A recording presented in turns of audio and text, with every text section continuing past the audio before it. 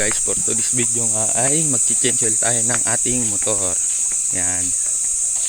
Ito yung langis na gagamitin nating bagong labas, RC919. Yan, 15W40.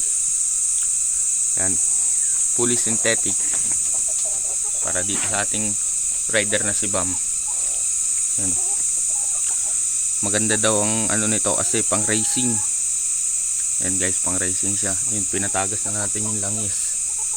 Yan, wala tayong pang hangin sa makina, kaya pinatagas na lang natin ng matagal. Yan. Tapos tinanggal na natin yung filter.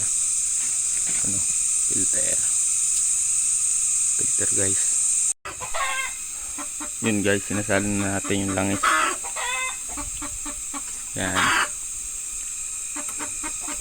Salin natin. Medyo malapot siya, maganda sa makina ng rider. Guys, pinapandar na natin siya pagkatapos natin change oil.